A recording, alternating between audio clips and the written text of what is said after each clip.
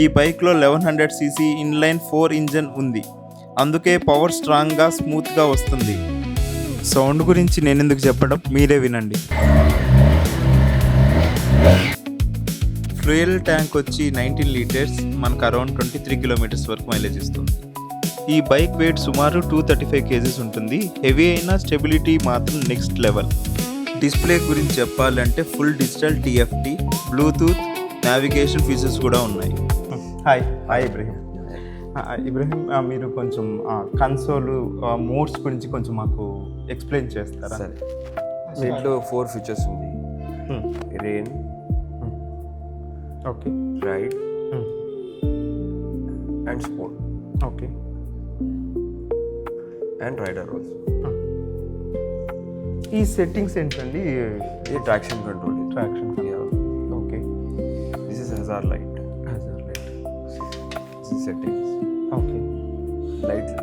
నైట్లో dim and డేలో dark అట్లా ఉంది. ఇది పాస్, ఓకే. అండ్ ఇది సెట్ చేసుకోవాలి. ఇది మనం క్లచ్ని అడ్జస్టబుల్ క్లచ్ తీసుకోవచ్చు. ఓకే, మనం ఒకసారి ఆర్డర్ చేశాక ఎన్ని డేస్లో మీరు వెహికల్ని కస్టమర్కి డెలివరీ చేయగలుగుతారు? अगर व्हीकल अवेलेबल है तो इमीडिएटली मिल जाएगा. व्हीकल अवेलेबल नहीं है तो आपको टाइम लगेगा, बट अगर फुल पेमेंट है तो 2 hours में डिलीवर कर देंगे. 2 hours. యా. మనకు డెలివరీ అంటే వెయిటింగ్ పీరియడ్ ఉంటుంది కదా, ఎన్ని డేస్ పడుతుంది వెయిటింగ్ పీరియడ్స్?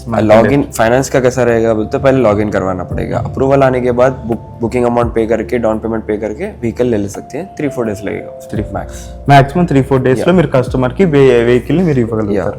ఇంకొకటి, బేసిక్గా మనం బుక్ చేసుకోవాలంటే మినిమం అమౌంట్ ఎంత అండి?